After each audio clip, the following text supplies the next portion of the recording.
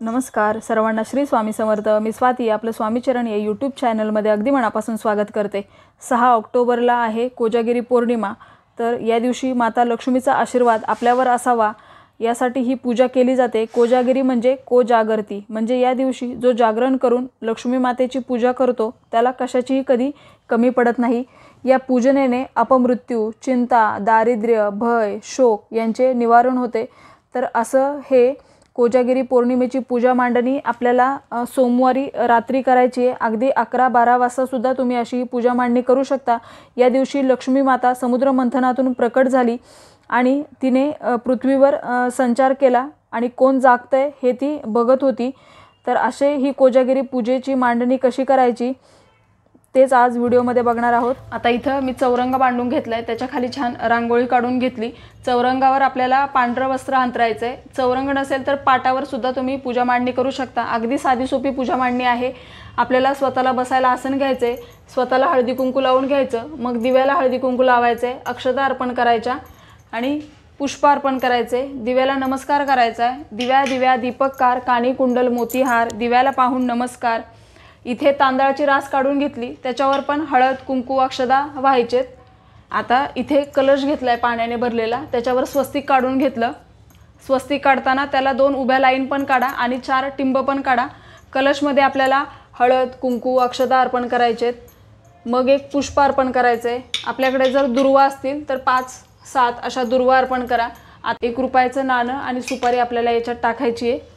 तर इथं कलशमध्ये ठेवायला जर तुमच्याकडे आंब्याची पानं असतील तर आंब्याची पानं ठेवा किंवा मग विड्याची पानं ठेवली तरी चालेल। आपल्याला अशी 5 विड्याची पानं कलशमध्ये ठेवायचेत। बघा, याच्यावर नारळ वगैरे ठेवला जात नाही। हे इंद्रदेवांचं प्रतीक म्हणून आपण असे कलश ठेवतोय। जोड विड्याची पानं ठेवायचेत आणि त्याच्यावर आपल्याला लक्ष्मी माता आणि कुबेर देवता यांची आपल्याला पूजा करायची आहे। येताना 2 भरीव चांगल्या सुपाऱ्या घ्या, त्या खराब घेऊ नका। आता या सुपाऱ्या आपल्याला लक्ष्मीपूजनसाठी पण याच वापरायच्या आहेत परत, आणि लक्ष्मीपूजन झाल्यावर आपल्याला या आपल्या तिजोरीमध्ये ठेवायच्या असतात, त्याच्यामुळे सुपाऱ्या व्यवस्थित घ्या।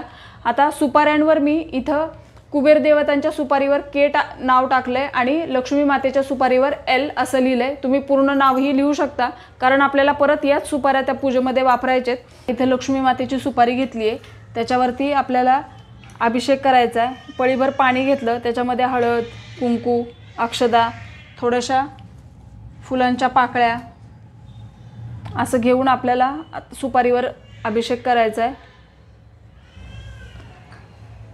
परत आपल्याला याच्यावर शुद्ध पाण्याने अभिषेक करून घ्यायचा। नंतर आपल्याला दूध किंवा पंचामृत याने पण अभिषेक करायचा आहे। परत शुद्ध पाण्याने अभिषेक करायचा आणि लक्ष्मी मातेचा स्क्रीनवर मी मंत्र देते, तो मंत्र म्हणत म्हणत आपल्याला अभिषेक करायचा आहे। ओम महालक्ष्मीच विद्महे विष्णू पत्नीच धीमहि तन्नो लक्ष्मी प्रचोदयात, असा 11 वेळा तुम्ही मंत्र म्हणा। आता ही सुपारी आपल्याला स्वच्छ पुसून घ्यायची आहे। आता आपल्याला कुबेर देवतांची सुपारीवर अभिषेक करून घ्यायचा आहे। त्याच्यात आपल्याला हळद कुंकू आणि थोडेसे फुलं टाकून घ्यायचे। हे सुपारी कुबेर देवतांची ही सुपारी आहे, त्याच्यावर आपल्याला हे अर्पण करायचे। नंतर परत आपल्याला शुद्ध पाण्याने अभिषेक घालायचा। आता दूध किंवा पंचामृताने अभिषेक करायचा आहे आणि स्क्रीनवर जो कुबेर देवतांचा मंत्र दिसतोय तर तो मंत्र आपल्याला हा अभिषेक करताना म्हणायचा आहे। 11 वेळा 21 वेळा तुम्ही मंत्र म्हणू शकता। नंतर परत शुद्ध पाण्याने आपल्याला अभिषेक घालून घ्यायचा आहे।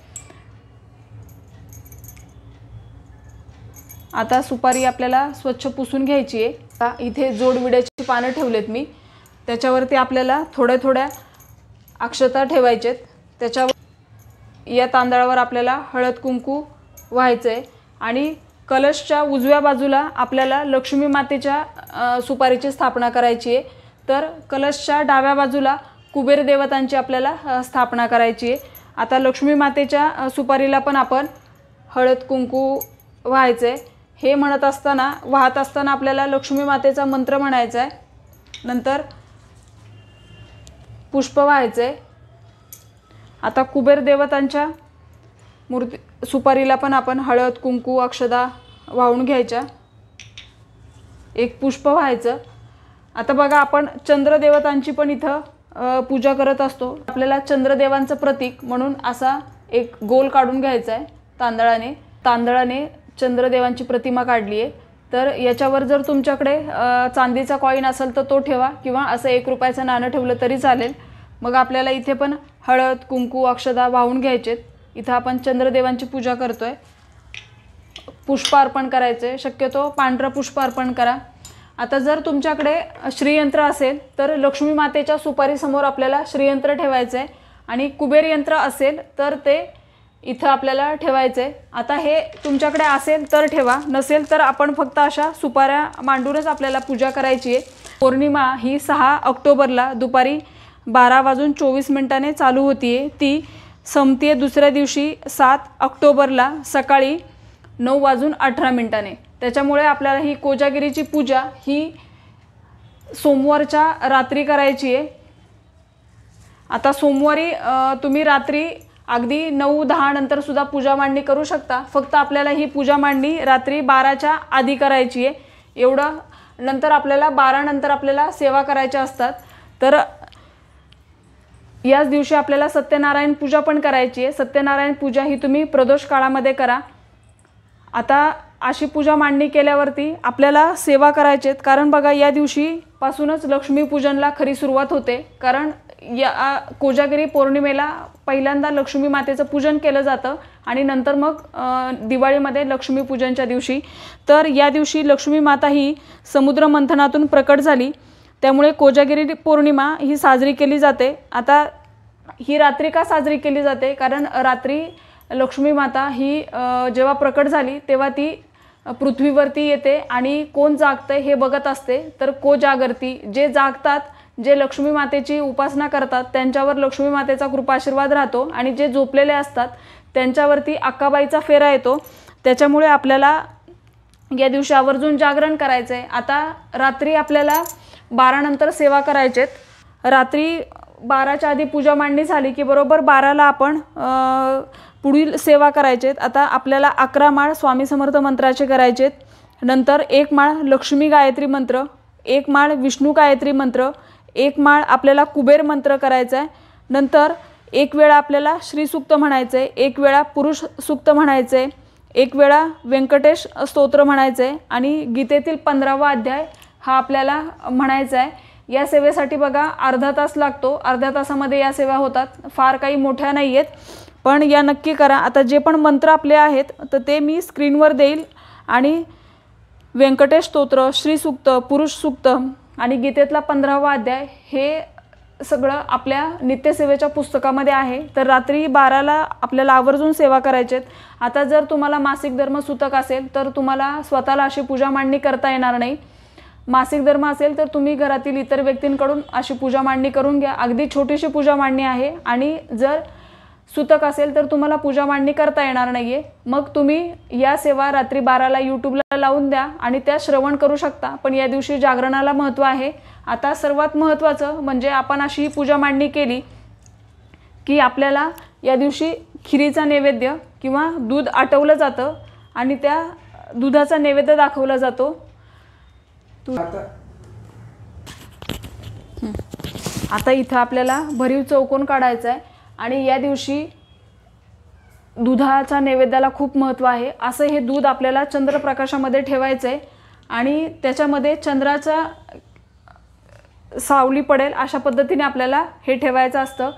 तर हे आटवलेलं दूध याचा नैवेद्य आपल्याला दाखवायचा आहे। भरीव चौकोन काढला, 3 वेळा पाणी फिरवायचं नैवेद्याभोवती आणि नैवेद्यम समर्पयामी, नैवेद्यम समर्पयामी असं आपल्याला म्हणायचं आहे। नंतर बघा आता पूर्ण पूजेला आपल्याला धूप दीपाने छान ओवाळून घ्यायचं आहे। इथं आपण कलश मांडला इंद्रदेवतांचं प्रतीक म्हणून, नंतर लक्ष्मी मातेची सुपारी मांडली, कुबेर देवतांची सुपारी, चंद्रदेवतांची सुपारी, या सर्व सुपारीला आपल्याला छान ओवाळून घ्यायचं आहे।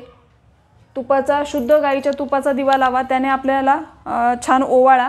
आता या दिवशी रात्री आपल्याला चंद्रदेवांची पण पूजा करायची आहे। जेव्हा आपल्याला चंद्रदेवांचं दर्शन होईल त्यावेळेला तुम्ही रात्री चंद्रदेवांना हळद कुंकू अक्षदा अर्पण करायच्या, पुष्प अर्पण करायचं आणि त्यांची पण पूजा करायची आहे। नंतर जर तुमची लहान मुलं असतील किंवा मोठी मुलं, या दिवशी बघा अमृताचा वर्षाव होत असतो, त्याच्यामुळे चंद्रप्रकाशामध्ये जेवढा वेळ आपल्याला बसता येईल तेवढा वेळ आपण चंद्राच्या प्रकाशामध्ये या दिवशी आवर्जून बसा. असं दूध पण आपल्याला चंद्रप्रकाशामध्ये ठेवायचं आहे. आणि मग ते सगळी पूजा झाल्यावर, आपली मंत्र स्तोत्र म्हणून झाल्यावर आपल्याला हे थोडं थोडं दूध प्रसाद म्हणून घ्यायचं आहे. नैवेद्यावर तुळशीपत्र ठेवायला विसरू नका. तर अशा पद्धतीने अगदी साधी सोपी पूजा मांडणी आपल्याला करायची आहे. आपल्याला दुधाचा नैवेद्य दाखवल्यावर पुढील जो स्क्रीनवर मंत्र दिसतोय तो म्हणायचा आहे, ऋण रोगादी दारिद्र्यम अपमृत्यू भय शोकमनस्ताप नाशयंतु मम सर्वदा, असा मंत्र आपल्याला म्हणायचा आहे. आणि बघा अशा पद्धतीने अगदी साधी सोपी पूजा मांडणी करायची आहे. जो आपण दुधाचा नैवेद्य ठेवला तर असं हे दूध आटवलेलं ते आपल्याला चंद्रप्रकाशामध्ये ठेवायचं आहे. हे दूध तुम्ही आधीच बनवून घ्या आणि नंतर चंद्रप्रकाशामध्ये ठेवा. त्याच्यातलंच थोडंसं आपल्याला असं नैवेद्याला ठेवायचं आहे. आता नैवेद्य दाखवल्यावर तुमच्या सगळी पूजा मांडणी मंत्र स्तोत्र म्हणून झाल्यावर आपल्याला यातील थोडंसं दूध किंवा खीर ही आपल्याला प्रसाद म्हणून घ्यायचं आहे. तर अशी ही पूजा आपल्याला सोमवारी 6 तारखेला करायची आहे रात्री, आणि याची उत्तर पूजा ही 7 तारखेला सकाळी करायची आहे. आता उत्तर पूजा करताना आपल्याला सर्व पूजेवर हळद कुंकू अक्षता वाहा, नमस्कार करा, आणि जर यात काही चूक झाली असेल तर माफी मागा. साखरेचा नैवेद्य दाखवा. नंतर आपण जे कलशात पाणी भरलं होतं ते पूर्ण घरामध्ये आपल्याला शिंपडायचे. विड्याची पानं आपण निर्माल्यामध्ये टाका, फुलं निर्माल्यात टाकायचेत, आणि ज्या 2 सुपाऱ्या आपण पुजल्या होत्या त्या सुपाऱ्या आपल्याला तिजोरीमध्ये ठेवायचेत. चंद्रदेवांचे तांदूळ काढून जी प्रतिमाची पूजा केली ते आपण आपल्या धान्यामध्ये टाकू शकता. गजंत लक्ष्मी, श्रीयंत्र, कुबेर यंत्र हे आपण आपल्या देवाऱ्यामध्ये परत ठेवून द्यायचे. अशा पद्धतीने अगदी साध्या सोप्या पद्धतीने आपल्याला उत्तर पूजा करायची आहे. तर ही छोटीशी माहिती जी मला तुमच्यापर्यंत पोचवायची होती, माहिती आवडली असेल तर व्हिडिओला लाईक करा, शेअर करा, सबस्क्राईब करा. भेटूया अशाच एका नवीन व्हिडिओसोबत. तोपर्यंत सर्वांना श्री स्वामी समर्थ.